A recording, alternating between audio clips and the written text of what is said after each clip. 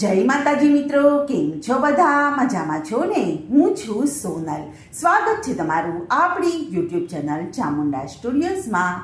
મિત્રો, આજે હું તમારી સમક્ષ લઈને આવી છું જેઠ મહિનામાં આવતી સુદ પક્ષની એકાદશી એટલે કે ભીમ એકાદશી એટલે કે નિર્જળા એકાદશીની કથા વાર્તા અને મહિમા. તો ચાલો સાંભળીએ કથા. દર મહિનામાં 2 વખત એકાદશી આવે છે. આ રીતે વર્ષના 12 માસની 24 એકાદશી થાય છે.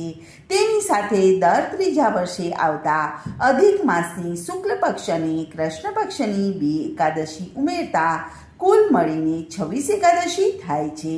ઘણા ભાવિકો ભક્તિભાવપૂર્વક આ 26 એકાદશીઓ ઉપવાસ અને એકટાણા કરીને કરે છે. કેટલાક ફરાળ કરે છે. કેટલાક ભાવિકો તુલસીના પાન ઉપર રહે એટલો ખોરાક એક જ વખત આરોગે છે અને જળ, દૂધ અને ચા લઈને દિવસ પૂરો કરે છે. એકાદશીના દિવસે મોઢું વશમાં રાખવું અને આખો દિવસ ભગવાનની ભક્તિ અને કીર્તન કર્યા કરવું. એકાદશીનું વ્રત કરતા હોય તેમણે કોઈ પણ જળાશયમાં જઈને સ્નાન કરવું ઉત્તમ ગણાય છે. સ્નાન કર્યા પછી શુદ્ધ વસ્ત્ર પહેરી ઈષ્ટદેવનું પૂજન અને ધ્યાન ધરવું. આ દિવસે જૂઠું બોલવું નહીં, નિંદા કરવી નહીં, હિંસા કરવી નહીં અને યથાશક્તિ દાન કરવું. દીપદાન કરનારને ઉત્તમ ફળ મળે છે. એકાદશીનો દિવસ અને રાત્રિ પ્રભુ સ્મરણ અને પ્રભુ કીર્તનમાં વ્યતીત કરવા. એકાદશીમાં વ્રત, ઉપવાસ, સ્નાન, ધ્યાન અને દાનનો મોટો મહિમા છે. વ્રત કરનાર ઉપર અને વ્રત કથા વાંચનાર તથા સાંભળનાર ઉપર ભગવાન વિષ્ણુ સદા પ્રસન્ન રહે છે અને જેના ઉપર ભગવાન પ્રસન્ન હોય એ ભાવિક ભક્તોને કોઈ પણ પ્રકારનું દુઃખ રહેતું નથી. એકાદશીનું વ્રત કરતા હોય તેમણે થોડું પણ દાન પુણ્ય કર્યું હોય તો તે અનેક ગણું થઈ જાય છે. જો તે વિધિપૂર્વક કરવામાં આવ્યું હોય તો તે પર્વત જેવડું મોટું થઈ જાય છે. એકાદશીના દિવસે આ પ્રકારે ભગવાન વિષ્ણુનું પૂજન કરવાનું. પછી 12ના દિવસે પ્રાંતઃ કાળે ઉઠી અને નદી અગર જળાશય જઈને સ્નાન કરવાનું. જપ અને ધ્યાન વગેરે કરી ઘરે આવી અને વિધિપૂર્વક ભગવાન વિષ્ણુનું પૂજન કરવાનું.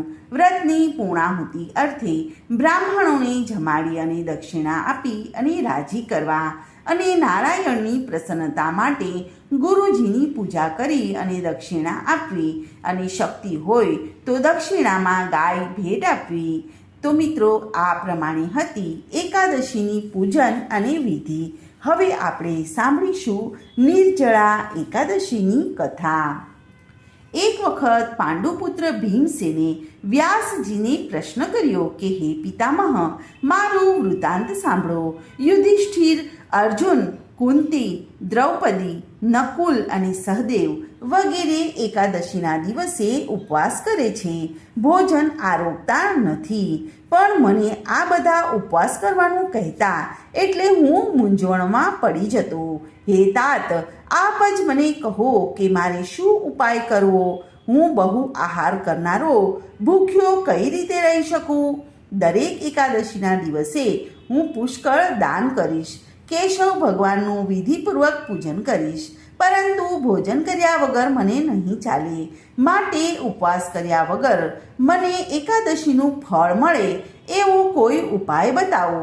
ત્યારે ભીમસેનની વ્યથા સાંભળી અને વ્યાસમુનિએ કહ્યું કે હે ભીમસેન, જો તને સ્વર્ગની ઈચ્છા હોય તો એકાદશીએ ભોજન કરવાનું નહીં. ઉપવાસ કરે તેને જ સ્વર્ગની પ્રાપ્તિ થાય છે. તેણે ફરીથી પૂછ્યું કે હે મહામુનિ, મારાથી એક ટંક પણ ભૂખ્યા રહેવાય તેમ નથી. મને એવો કોઈ ઉપાય બતાવો કે વ્રત ન કરીએ અને જેથી આપણને ઘણું બધું ઉત્તમ ફળ મળે. વ્યાસજીએ કહ્યું કે ભીમસેન, એવું એક વ્રત હું તને કહું છું. આ વ્રત જેઠ માસના સુદ પક્ષમાં 11ના દિવસે કરવાનું હોય છે. જેઠ માસમાં ખાસ કરીને વૃષભ તથા મિથુન સંક્રાંતિમાં સુદ પક્ષની જે એકાદશી આવે છે તે દિવસે ભાવિકે જળ વગરનો નિર્જળ ઉપવાસ કરવો. આખો દિવસ નિર્જળ રહેવાનું, આખો દિવસ જળ પીવાય નહીં. એ પવિત્ર દિવસે સ્નાન વખતે અને આચમન વખતે જે જળ મુખમાં લેવું પડે તેનો ત્યાગ કરીને આ દિવસે અન્ન ફળ ખવાય નહીં અને પાણીનો તો સહેજે પણ પીવાય જ નહીં તો વ્રત ભાંગ્યું કહેવાય. આ દિવસે સૂર્યોદયથી માંડીને બીજા દિવસે બારસના દિવસે સૂર્યોદય સુધી વ્રતધારીઓએ જળ પીવાનું નથી આવતું. આ દિવસે જે ભાવિક જળપાન કરે નહીં તેને વરસમાં આવતી તમામ એકાદશીનું વ્રત કર્યા બરાબરનું ફળ પ્રાપ્ત થાય છે. બારસના દિવસે સૂર્યોદય થયા બાદ વ્રત કરનારે બ્રાહ્મણને વિધિપૂર્વક જળ અને સુવર્ણ આપી અને તેને મિષ્ઠાન જમાડ્યા પછી જ પોતે ભોજન કરવું. આ જેઠ સુદમાં આવતી એકાદશીના દિવસે વ્રત કરનારે થોડુંક પણ જળ પીવાનું આવતું નથી. તેથી આ વ્રતને નિર્જળ વ્રત કહેવામાં આવે છે. તેથી તે દિવસને નિર્જળા એકાદશી કહેવામાં આવે છે. તેથી વર્ષમાં જેટલી પણ કૃષ્ણ અને શુક્લ પક્ષની એકાદશીઓ આવે છે તે બધી એકાદશીના દિવસે ઉપવાસ કરવાનું જે ફળ પ્રાપ્ત થાય છે તેટલું જ ફળ એકમાત્ર નિર્જળા એકાદશીનું વ્રત કરવાથી મળે છે. માટે ભાવિકે સર્વ પ્રયત્નથી નિર્જળા એકાદશીના દિવસે ઉપવાસ કરવાનો, જળપાન કરવાનું નહીં અને એ દિવસે જળ તથા ગાય બ્રાહ્મણને અર્પણ કરવા. આથી સર્વ પાપોમાંથી નાશ પામે છે. વ્યાસજીના આવા વચન સાંભળીને ભીમસેન સહિત સર્વ પાંડવોએ પ્રયત્નપૂર્વક નિર્જળા એકાદશીનું વ્રત કર્યું. પાંચેય ભાઈઓએ ભીમ સાથે નિર્જળ વ્રત કર્યું. આથી આ નિર્જળા એકાદશી તે પાંડવ એકાદશી પણ કહેવામાં આવે છે. કેટલાક ભાવિકો ભીમ એકાદશી પણ કહે છે. આ એકાદશીની વ્રત કથા શ્રવણ કરવાથી પણ ફળ મળે છે.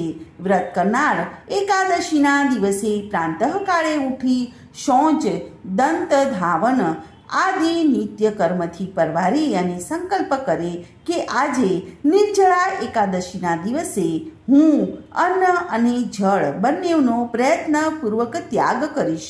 આચમન પૂરતું જ જળ લઈશ. આમ સંકલ્પ કર્યા પછી ભાવિકે ઉપવાસ કરીને એકાદશીના દિવસે પ્રભુનું ગુણગાન કરવામાં પસાર કરવાનો, રાત્રિના જાગરણ કરવું. જે ભાવિકો આ નિર્જળા એકાદશીના દિવસે સ્નાન, પૂજન, દાન, જપ, હોમ આદિ કરશે તે વિષ્ણુ પદને પ્રાપ્ત થશે. આવું પુણ્યકારક વ્રત ભીમસેન સહિત સર્વ પાંડવોએ કર્યું હતું. આ વ્રત કરનારને તથા કથા વાર્તા વાંચનાર તથા સાંભળનારને સર્વ પ્રકારના સુખ ભોગવવા મળે છે અને અંતે મોક્ષ મળે છે. બોલો શ્રી કૃષ્ણ કનૈયા લાલ કી જય.